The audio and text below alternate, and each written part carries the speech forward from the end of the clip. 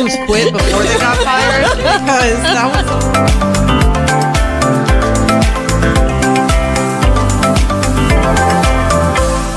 Welcome everyone to the Keep It Real Power Hour. I'm your host, Alexis Pacheco. To learn a little bit about us, you can follow us on our YouTube channel at Keep It Real Talk Show, and you can follow our podcast on Spotify at Keep It Real Power Hour. Today's episode is called Spilling the Tea with the Mommies. I'm gonna say it again, Spilling Tea with the Mommies.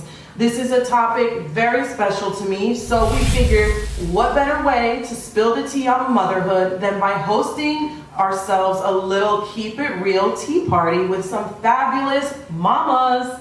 We have an awesome panel of moms of different ages, stages, and walks of life.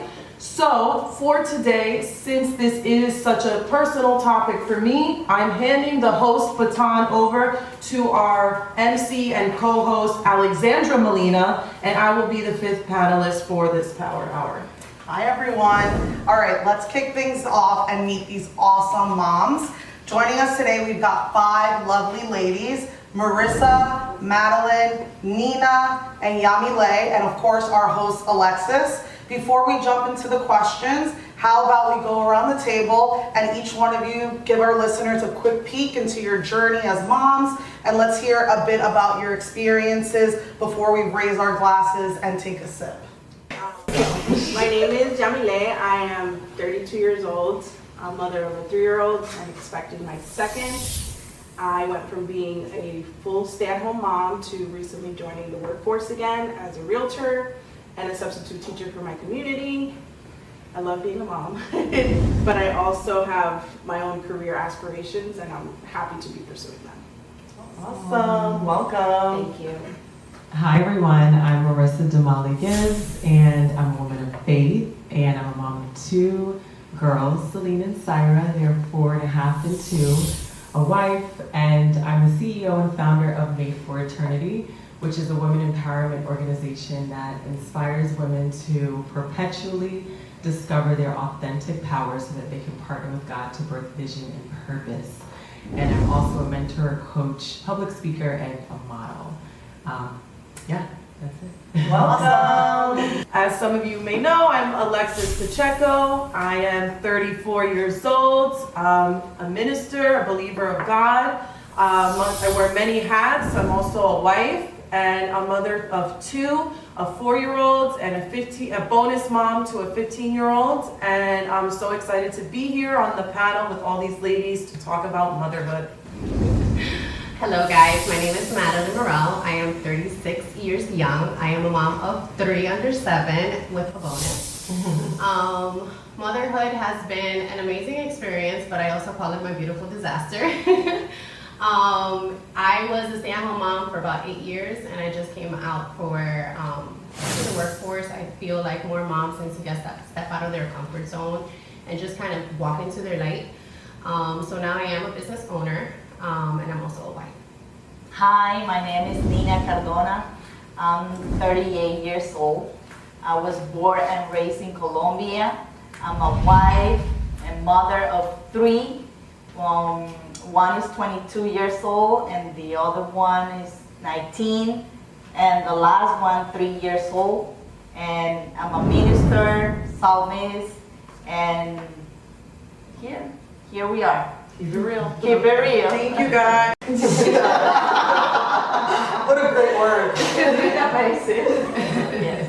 Awesome. So now that we're acquainted with our wonderful panelists, let's raise our glasses of delicious tea from Little Fairy Healthy Hub, owned by our very own panelist, Madeline, and delve into some insightful discussions about motherhood. Pinkies up, everyone, and cheers. Cheers. Oh, my pinky almost knocked. Cheers. Cheers. Awesome. Okay, so now let's dive into our first question. Mommies, reflecting on your own journey, what is something that you wish you would have known about motherhood before having children? Something I wish I knew before motherhood was how to give myself grace, continuously. I think when I became a mom for the first time, I was continuously frustrated by not having it all together all the time, and sort of trying to live up to the standard that, you know, we can do it all at the same time. But I learned along the way, especially after I had my second, that it's okay to allow some things to kind of fall by the wayside while I focus on what's most important. If the playroom is a mess, let it be a mess so that I can play with my baby, you know? So giving myself more grace and being okay with just focusing on one thing at a time. Awesome. 100%. Oh, all right, Nina. No, you go first, girl. Well, I would love to know and be conscious that motherhood, every stage of motherhood is temporary. And that will allow myself to enjoy much more my kids. That's a good one. It's short and sweet, but it's powerful. I should have bought a notebook. Yes. So I don't know about you guys, but something that I wish I kind of would have known, and maybe you guys have noticed or not. So when the baby was a baby, I didn't realize the importance of having him nap in his crib. So I was the mom who brought him in the you know, the DockATot all around the house with me. So we just hung out everywhere instead of, okay, it's nap time, go to your crib. So then as he got older, the crib, he looked at it like, what is this, like little jail cell? Yeah. And then, and I'm still paying for it now because it was a lot harder to transition him to his bed and his room because it's like a foreign place. And I wish that was something that like I would have thought of before when I was in that stage of motherhood. And I don't remember reading it in a baby book, but I also didn't read that many baby books. So I'm keeping it real. But that's what was one thing that stood out. Okay, well, mine kind of goes more into parenting as a whole. I didn't expect becoming a parent to be so difficult on my marriage. Mm. We didn't realize that we were not a team until we had our first child. And it became like, well, I'm doing all of this, well, what's he doing? Mm. Where he was like, I'm doing all of this, what is she doing? Mm-hmm. So becoming a stay-at-home, it was almost like an identity crisis. Like, I don't make money, all I do is stay home with this baby all day. My precious angel, of course. Yeah. But it was very difficult through almost that first year to realize, like, okay, I'm doing all of this, but he's doing all of that. And meeting that in that middle ground of, if we're not working together, we are going to fall apart. So that is something I did not, in my 10-year relationship, I did not expect that to be such a bone so deep in such a fragile time, which is newborn. Like that is probably, I think, the hardest part of having a kid. That first year where you're just learning what to do, what not to do, and giving each other your right, like that grace of, hey, he didn't take out the trash, but you know what? He just worked 12 hours and he's tired. And he came home and brought us dinner and played with the baby. Like the trash can wait, you know? So definitely I love that. Ooh, there's a hot one. Sorry. I agree with everything that you guys have said. But to add to it, I would say mental health, mental stability. With giving grace to yourself, just like you're not gonna be okay every day, but trying and just seeing like the positive. Also hand on hand and looking for more help, meaning believing more, having more faith more, and knowing that, you know, things are gonna go better. Okay, awesome. So moving on to our next topic, let's explore the influence of your own upbringing on your approach to parenting. What's something that you liked about the way you were raised that you wanted to or want to do with your children now as a mother? That was a quick one. For me, and I feel I don't want to say I struggled in it, but I admire how faith was introduced, and I kept it within, not so much announcing, but when I found myself in a dark place, I always leaned on God. Like, there was no ifs or buts. I'm talking about highs and lows. I was always thankful. So for me, I don't want to say it's a struggle. I just feel like I have to work more on it. I want to kind of like ingrain that in my kids too. Awesome.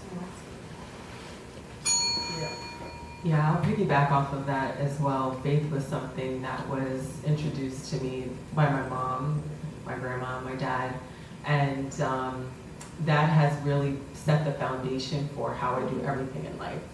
As a wife, as a mom, as a businesswoman, just how I interact with people. And I also would say that I admired the way my mom created the space for us to be vulnerable and for us to have engaging conversations. She would get up at 4 o'clock in the morning and make us breakfast. She raised 4 kids by herself. Wow. And she would get up, make us breakfast, and we would sit down and have a meal before we went out to school. And we'd also do that for dinner. And we would, you know, it would help us to feel comfortable in sharing whatever we wanted to share. So now I find myself doing the same thing and creating a safe space for my daughters to share their feelings and to listen, to understand them. Was there anything you promised yourself you wouldn't do as a mother that you ended up doing after you had kids? I promised myself I wouldn't go sleep. Yeah.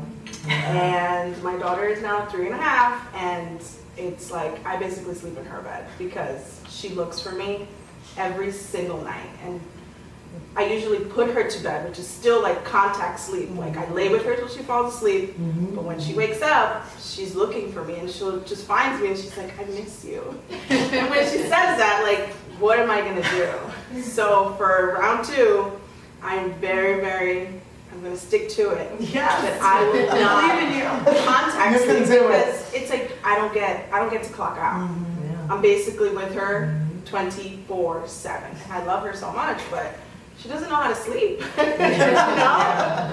So that is something I said I wouldn't do, and I did it. I'm still doing it. And I think another thing too that I probably said, I wasn't gonna do was this whole screens thing. Screen time. Screen time. I'm not that I'm for it now. I still, I don't like this whole screen thing, but I've learned that there are certain situations where it's like it's that or a show. So because so I did cave a little bit on the screen time. Guilty. Very similar to you. So with my first, I said like I was not gonna co-sleep, and we did pretty good. She transitioned to her room at a very young age.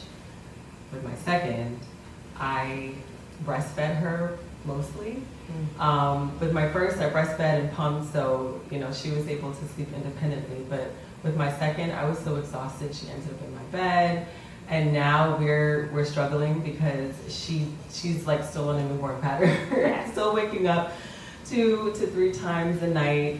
She's out of my bed now, but just not getting like a full 8 hours, 10 hours of sleep. So that's one thing I said I was not going to do, and I still ended up So when doing I with tell her. her, hey baby, you gotta sleep in your bed, you gotta sleep by yourself, she'll be like, but you sleep with daddy. He gets a partner. Why am I sleeping by myself and you guys are sleeping together? She has a point. She does, so I'm hoping once the baby comes, like she'll feel like, oh, I have a mate. Now we're gonna sleep, That's cute. Yeah. I love Both it. alone, for you. right? I'm gonna share, the same because it's the same because I was very restricted with my 2 boys, and I said I'm not gonna allow the little baby to sleep with us because I know we're struggling, but I know for sure this is my last one, so she's still is living with us. She's still sleeping with us. So, and like I said, every stage of motherhood is temporary. Every stage. So enjoy the best you can. Enjoy. So if I go to work and I spend 8 hours I don't regret it because I slept with the baby, so that's our intimacy time, and also I have a great husband that allow me to do that. Sometimes he complains, obviously, but yeah, I'm enjoying that part. The bonding. Okay, so for my first, I did it by the books. He slept independently, took the bottle in the bed, and I thought I had it down packed. I breastfed for 6 months on my first. On my second, I had to breastfeed for 2 years. So he was on my bed, and he's still on my bed. And then when I had my third, I liked the cuddles. We had to get a bigger bed, and I kind of fall asleep with all of them. And then Daddy has to move them. Whatever works. It's a struggle out on these beds. It's definitely becoming more and more common, I feel like, for us than versus like the older generations that were just so cutthroat. I don't know how they did it. I don't know how they did it. Yeah. I'm like, tell me the secret. Tell me the secret. And you put them in bed and they fall asleep, and it's like they don't smell you, and then it's like they wake up. Yeah. Yeah, my first, she's like, every night she needs her rubs. Mommy, rub me, come sleep with me, you know, and we just fall into it. Yes, we do. It's a trap. And then you fall out. Oh, you fall asleep too because you're tired. Yeah. So, a really hot topic is how do you deal with unsolicited mom advice? Definitely prayer, a lot of it. The Holy Spirit also. It's family is, never complain about family, and, God bless that we have family and their input and their advice, but sometimes everybody's journey is different, and sometimes, you never know we may have gone through something similar, but it's not like I'm never gonna know what it is to be in your shoes. But at the same time, I am sensitive to the fact that this person is, coming from a place where hopefully they're coming from a place that they're trying to help.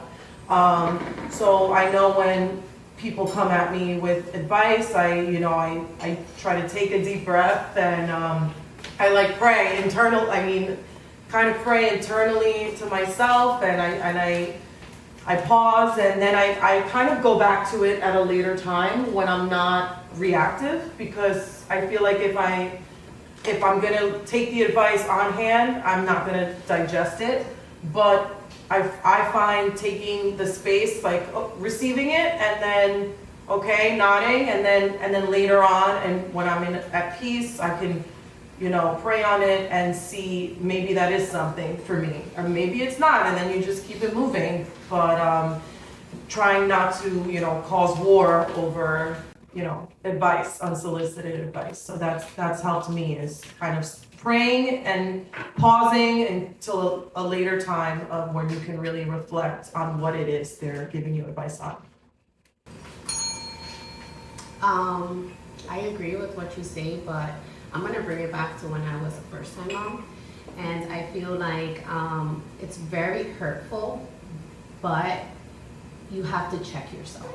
You have to know who you are and what you stand for, and I'm talking about you even have to write it. I got to a point that I had to write, who am I? Because you lose your identity, you lose who you are, and it's like someone asks you who you are. Oh, I'm a mom, but you don't say I'm a woman. You don't say, you know what I mean? So for me, I had to go into it deep, because I was allowing a lot of opinions to dictate who I was, to a point where I even thought I was a bad mom. So for me, it took a lot of work. I'm talking about, I had to learn, I had to do a kind of even a morning routine to this day, even when opinions come about. Just check yourself, what was your intention behind it? And be true to who you are, and without allowing other people's opinion to dictate who you are. And understand that that's just an opinion. I love what you both said. So yeah, usually I don't really like confrontation. So if someone is giving me unsolicited advice, especially as a first-time mom, a couple of years ago, I would just listen and process it and then sort it. You know, take what I think is necessary for my journey for how I'm going to parent, and then not take whatever I think, you know, applies to my life and my family. And I agree with what you said about opinions. If you are very strong and firm in your identity, then the opinions of other people won't really shape or sway what you think and believe about yourself and your own journey. So I think, you know, having that moment of reflection and reminding yourself of your values and whether someone's opinions align with your values or not. And if they don't, then they can stay with them. Anyone else? Okay, awesome. Oh, we got a sneaky one in there. Well, I'm pretty good with advice, even they're unsolicited, but I'm take them well.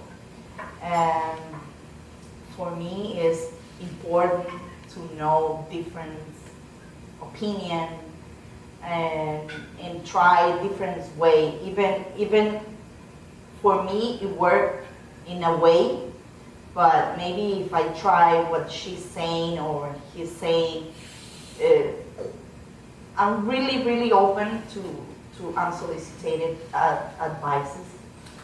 Also, I think we all need to be advised. Even the president, even the president has a cabinet to be advised. So I'm pretty open, and I love to hear what somebody else has to share with me. So I just want to add something. I'm not a mom, Let's but hear from you. when it comes, because I feel like this is something that could be applicable in all areas of your life. People love to just give advice, and I think it's just important to look at who it's coming from. And I'm a big believer in the fruit. So whatever they're giving you advice on, what does their life reflect on that topic? And just use your discernment, and that's why it's so important to have relationship with Jesus and the Holy Spirit, because you'll know if what they're telling you is going to jive or it's not going to jive. So that's just in life, and I think it's an important message for people to know. And also, I would love to know from you guys, what are some differences you noticed from childhood times versus the times we are raising, or you guys are raising your children in now? Like from when? So like basically from when you guys were growing up versus now you're raising, like what have you noticed from your childhood versus how you guys are raising your kids? I would say a big one is just the access to information. Yes. Like, I can have any question, any time of day, and I'll usually call my mom. Like, that's usually, like, once you become a mom, you realize, like, you need your mom. Like, you have to, that's who you're gonna, that's your Google.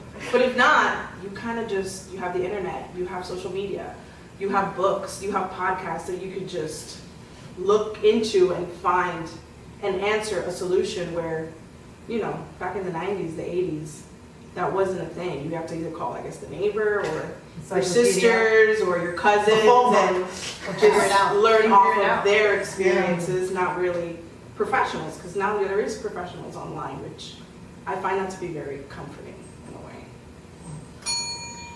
I love what you said, because in terms of access to information, back then, to your point about, we didn't have Google, right? So we had to lean on those who were our elders, who were more experienced.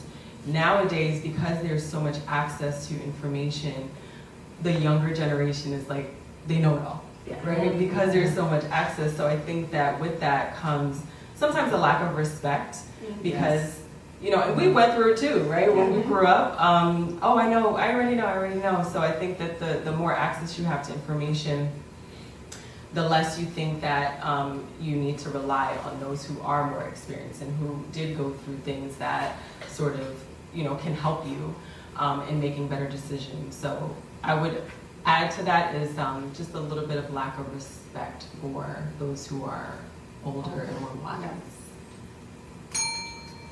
And also to tie into that, because my eldest is 15, and it's kind of to go, it's not so much access, but like now these apps, there's an app for everything, and like it's just like they use these AI things to help them write essays and all these things, and I'm just like, we didn't have that growing up. I mean, the most we had, I think, was Spark Notes. Yes. That was like The footnotes. Oh, wow. yes, that was like the biggest cheat that we had back in the day if you didn't read the book. But now there's like all these things where it can read it for you and do it for you. And to me, that's a little bit, I don't like that, because I feel like this generation that we're gonna be raising is like, there's no authenticity anymore. Like, people are losing their personality a little bit because they're just having everyone do things for them, because we're keep creating things to do things for us. So that's something that I feel like our generation is, I don't want to say the last generation of, that we're so blessed that we got a little bit of both worlds. Yes. So like your point's great, and then your point's great, and it's just, we got to see the best of both, but I feel like our kids, sadly are not gonna know what it's like to not have a phone, or be able to just play on the street with, friends without worrying or tracking them, or, it's a scarier world that we live in now, and that's the one downside of it that I've noticed, the difference. And what is your perspective on siblings and raising multiple children versus having one? So I heard a lot before I had my second child that they learn from each other, right? And also just the fact that they'll always have each other. It helps them to build more social skills. It helps them to, navigate their feelings and set boundaries. So I love having, 2 girls. My husband and I plan to have more, but we're going to stop at 2 because we don't get any sleep. So yeah, I think that it's beautiful when children can grow up together, because it really does prepare them for the outside world. So, yeah. So I was really set on just one, because I didn't expect it to be so hard. Like, being a parent is eternal. Like you said, it's forever. Like, they live with you forever. Even when she moves out, like, I'm still gonna be this child's parent. So I didn't think that I could handle that much pressure for another human being, until I sadly lost a parent, and it made me realize someday I won't be here. My husband won't be here. So the best thing I can give my child is a sibling. Somebody that, even if they hate each other, I don't care. They will have each other. They will have each other because I gave them each other. And I think that's probably the most beautiful gift you could give your child. Yes. I'm agreeing. Oh, you go. This big girl. You go. Okay, so how hard is it Well, to bring it have? The question was how hard it was? No, the No, no, question no. was, how do you feel about having multiple kids, like Okay. two Versus having one. And Okay, One so more. I feel that one is much harder than 2. And when I say that, people look at me like I'm crazy. It's hard either way, but I feel that for the first one, you're very hard on yourself. You're meeting expectations, you're meeting standards, you're always like at a bar, you're at a ruler, you're trying to just meet the ruler, house clean, man, look the part, and it's just so much like struggle that when you get to the second one, it's kind of like, hold on, I'm gonna use my heart on this one. You're never gonna know everything to the T. You're gonna go through so many different scenarios, but your heart is going to guide you.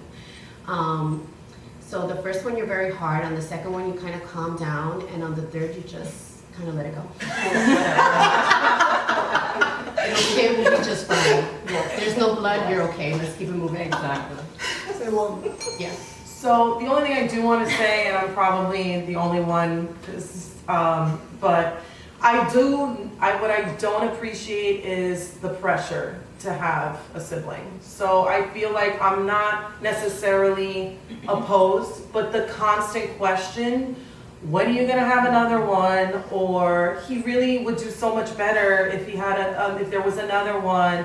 Like that is like achieving the opposite of what, you know, they're trying to achieve for me. So it has put like kind of like a bad taste in my mouth about it. But I always say to people, listen, like if God wants me to have another one, like he knows what he's doing, he knows what I can handle, and he will never give me something that I can't handle. But as for me, I am not planning to have another one, and like I just feel like that should be enough for people. And sometimes people really try to shove certain things, you know, at you. They still hit on me. When am I gonna have the girl? And I have 4 boys. Oh my God. That's it. I gotta give somebody else a turn. No? I need hair on my head. Yeah. I need sleep under my under eyes. I want to add to that, Alex. Yeah, because you know how you feel when you're at your best. And if your best is, you know what, I'm satisfied with one child, versus sometimes people they want to live vicariously through a woman who, all right, first comes love, then comes marriage, then comes baby with the baby carriage, when's the next baby coming in?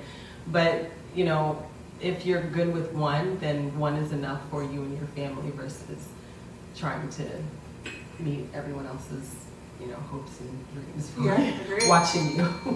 That's why I always say it's very important to be self-aware, because, you know, just because things are a norm or what society says it should be. I mean, I loved having a sibling, but it doesn't mean that somebody who was an only child had a worse experience, or, you know, everybody's journey is different. And like Alexa said, God knows what he's doing, and there's a reason that some of you are gonna have 8 and some of you are only gonna have 1. So what a time to be alive. One more Oh point. yes.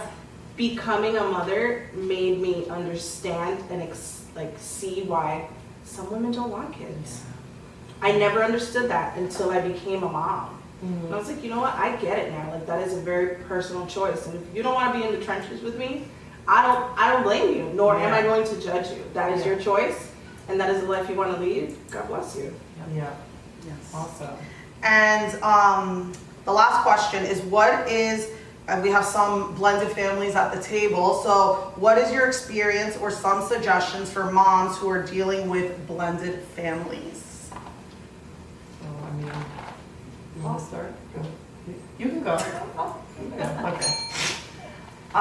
So, you know, I feel like this is such a hot topic. I feel like when you speak to people who are in these situations, that they either have like a great story or like horrific, and which is really unfortunate. I could only speak from my own journey. So when I met my husband, he had a son, and then I don't remember exactly how old he was, and you know, great. I really was super blessed that he's been really great kid. Like sometimes I almost like him more than the one that came out of me, because he's such a treat. Kidding, I love you, Chase. But yeah, so I did have, you know, I was blessed in that sense. But then it's always these dynamics of the other parents, the other, you know, when we started, he wasn't living with us full time.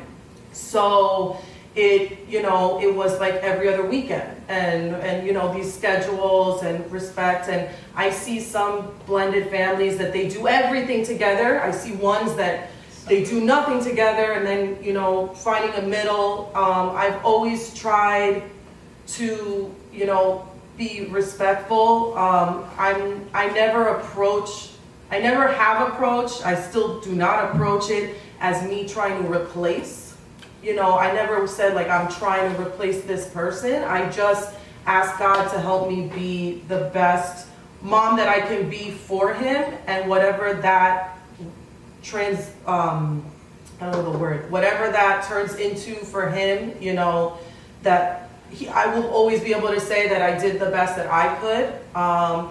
But, you know, that being said, of course, there are challenges because sometimes you do kind of want, there's a lot of mixed emotions involved in dealing with blended families and things like that. It's a journey, and now he does live with us full time, which was not planned. It was something that happened literally overnight, and it was something that people don't understand how I was so okay and like calm, and it was something that I was just like, you know what, this is God brought this to us, and he's gonna get me through this. And you know, everybody, I was just so thinking about the child, but then also, you know, I was like, I know God's not gonna leave me here, you know, out in the trenches. So, you know, I just lean on that every single day, because I went from just being a mom of 4 full-time to also now being a teenage mom overnight, and I'm still learning the balances of all of that. And it is tough because discipline also is different. You can't, and I know I'm being a little lengthy, but this is a lengthier topic, I'm sorry.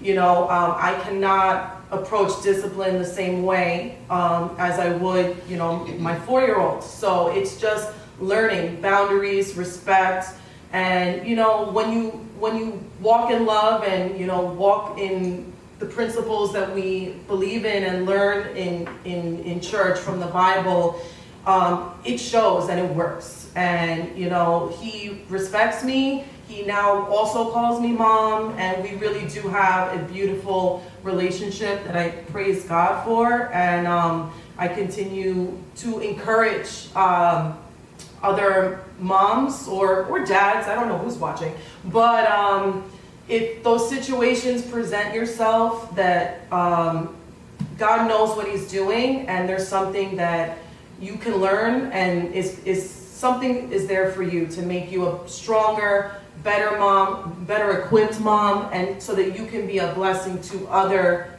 moms in those situations. You could do it, is all I'm saying, and don't give up and don't lose hope. You can do this in Jesus' name. Well, I want to add to that is I'm living this experience, and it takes a lot of sacrifice, a lot of love. You have to love your husband, your wife, and also it's very important that you understand that you love your child the same way he or she love their child. So we love them in the same way, and it's an opportunity to be a blessing in another person, in another child's life. And also, more people, more love. I would say that. More people is more love.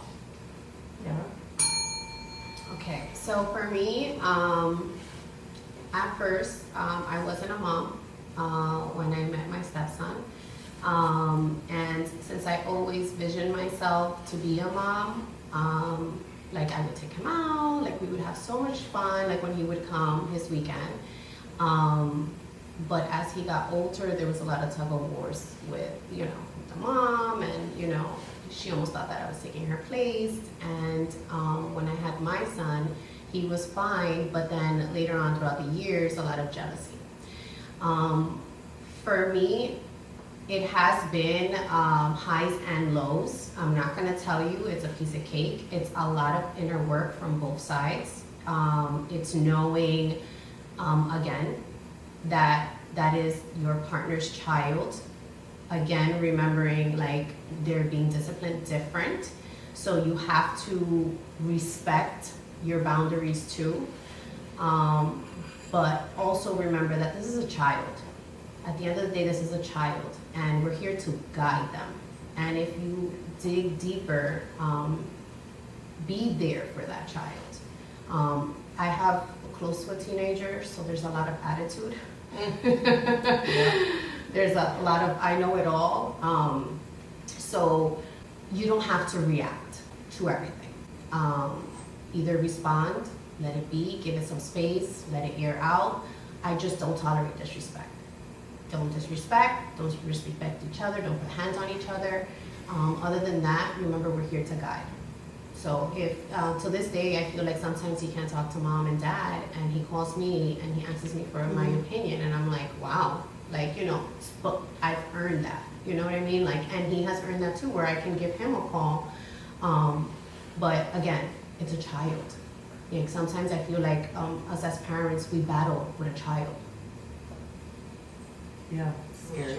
Yeah. Awesome. Yeah. So we received some great questions from our viewers as well, so let's take a moment to address them. Our first viewer question is, what are some ways you fill your cup? Oh, how fitting. And how do you know when you're pouring from an empty cup? This is a topic that many mothers can relate to, so let's hear your thoughts on self-care and maintaining balance as a mom. So, cups. Last year, I actually burnt out. I would say for the second time. And I was ignoring signs that I was running on E constantly. I was walking around with my baby on my hip, working long hours, you know, trying to stay on top of the household maintenance, and literally limping because I re-aggravated an injury. And so my husband actually had to tell me that I wasn't myself. Sometimes we need someone outside of ourselves to tell us when we don't look like ourselves. But then also recognizing where I am when I'm at my best versus when I'm not. And I think knowing when I'm at my best helps me to be more aware of when I'm not operating, you know, within a full tank. So I had to step away from the things that were causing the burnout. I took some time off work, and it took longer for me to recover from the burnout than it did to actually get in that place of burnout. So now I'm in a better place, but some of the things that I do to fill my cup are, I have to have my devotion time with God every morning. I have to exercise, I have to eat well and replenish my body. I have to be able to like go out with the girls and have that, you know, that connection. You know, do the things that allow me to have the space to reflect and to feel like myself. And so it's just a matter of being able to reset. And I even developed a program that is based on the principles of being able to reset my awareness, vision, purpose, goals, and routine. And I've worked with women to help them to recognize when they're in a place where they're not aligned with who they are and who God sees them to be for themselves. And so I know when I'm pouring from an empty cup, when I'm not passionate about doing the things that I'm typically passionate about doing, like reading a bedtime story to my children, you know, so things like that will help me to realize that I'm running on E. When I know I'm running on E is mostly when my kids are all over the place. And you know how you want them to do something, like for instance, let's say do your homework and then take a shower, and they just don't want to follow directions. And then I flip. I flip, and I have to take a step, and it's crazy because sometimes you don't notice, but there's a time where you get so angry that you stop. And then I have to kind of step out of my body and look at what's going on. And it's like, hold up, you know, this is not how I want to raise my kids. I don't want my kids to remember me as a momzilla, you know. I don't want to have to be the one yelling and screaming. Things don't have to go in order as long as they're done. And I just kind of have to take a step back and it's like, hold on, you know, like what is going on? And it's usually when either we're procrastinating or we have so many things that we have to do that we have to take a step back. I personally highly recommend to work out. It's what has saved me. I feel like it's mental therapy and the body follows. For me, that's why I love what I do, because I walk in my reality. So when people compliment me, I don't really see what they see because I'm just trying to stay sane. You know what I mean? Like I'm just trying to like stay, cope with everything. And the way I cope with everything is I hit the weights. Like let me tell you, if I feel happy, I feel sad, if I'm angry, if I'm confused, I obviously prayer and exercise. And I make that prayer and I say, I'm not sure what this is supposed to mean, understanding that the things are not happening to you, they're happening for you, and it's to develop that character. How are you going to respond? How is God going to feel good or bad about how you just reacted to that? And your future self, because then for example, when I scream at the kids and I feel upset, like, you best believe that when they wake up the next morning, I apologize because I want them to understand that, hey, mommy was wrong. I don't know it all, but hey, I'm sorry. I think that feel empty, it doesn't mean there's a reality. You have to change, you just have to change your atmosphere by praying. If you don't know to pray, you can listen to music. You can listen worship music, but I think we all have stronger spirit. When you have the Holy Spirit in you, you're never empty. You have to take out your strength. You have to pour out you have to change your atmosphere. But I don't think that if you think you're empty is a reality. A mom is very strong, is very brave. So you just have to change your atmosphere by praying and praising God. Can I add one more thing? I wanted to add to that, sorry. Just to go off that, so something that I noticed and something, because so people ask me all the time, how do you do so many things? Literally, I do 50 million things, wear different hats, and it's literally because I'm not doing it in my strength, I'm doing it in the Lord's strength. Amen. And so whenever I feel like I'm having a breakdown, which happens, I think, I don't know, was it a month ago? I pulled over and I called her hysterical, and then I composed myself and I realized, why am I feeling this way? Because I'm doing it in my own strength. So whenever that happens where I feel like, it's because I'm reverting back, which is natural because our flesh wants to do things in our strength, but it's so important to use that, turn it around immediately and snap yourself out of it. No, I'm giving this to God because we're supposed to give our burdens and everything to Him.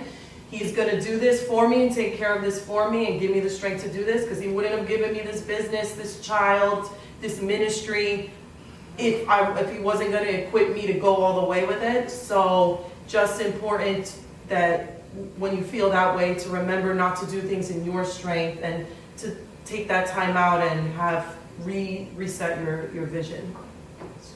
Yeah, I love that. I was just going to say that self-care is obviously not selfish, because when we can take the time to step away from even our children so that we can focus on ourselves, they get the best. It's like you get the best of me versus what's left of me. Yeah. And I realized that for a while when I was burnt out, that my family was getting what was left of me. And I was getting frustrated. I was, just the simplest things were, agitating.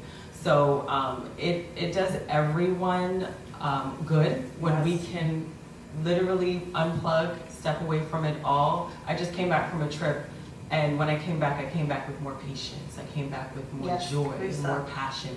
I reset, So, yeah, we want to give them the best of us and not what's left of us. Awesome. So that's all we have time for today, because these mamas really were spilling the tea. So maybe we'll have another one of these next year. I want to just say that's a wrap for today's Keep It Real Power Hour. A huge thank you to our panelists for their candid insights and engaging discussions. Today's episode was made possible by the generous support of 2 sponsors. First, a big shout out to our sponsor, Little Fairy Healthy Hub, for providing the delightful teas enjoyed during today's episode. Little Fairy Healthy Hub is a health food restaurant in Little Ferry, New Jersey, serving delicious protein shakes, iced coffees, protein bites, etc. So check them out on Instagram at HealthyHubNJ. And I could say she orders there. What do you order from there? Oh, I ordered the skinny, what is it, the iced skinny coffee. Yeah, I see the receipts in the Keep It Real email. So I don't deliver, because I don't have time to go to Little Ferry, and they deliver iced coffee, and it's still great. You love a delivery. Yes. And then we also want to express our gratitude to our second sponsor, Embellished Ribbons, for their thoughtful gifts. These are them here. To our panelists, which also added a special touch of decor for our tea party today. Embellished Ribbon is a full-service customization and gifting company that specializes in handcrafted gifts, soy candles, and special events. You can check out all of their products on their website, embellishedribbon.com. And then this just in, right before we started recording today's podcast, our friends at A2 Interior, who we've worked with in the past, dropped off some goodies for our panelists. So we just want to give a shout out to A2 Interior. We love you. Thank you so much. Stay tuned for more Power Hour episodes by following us on Spotify, and catch all of our talk show episodes on YouTube at Keep It Real Talk Show. And until next time, remember to always keep it real.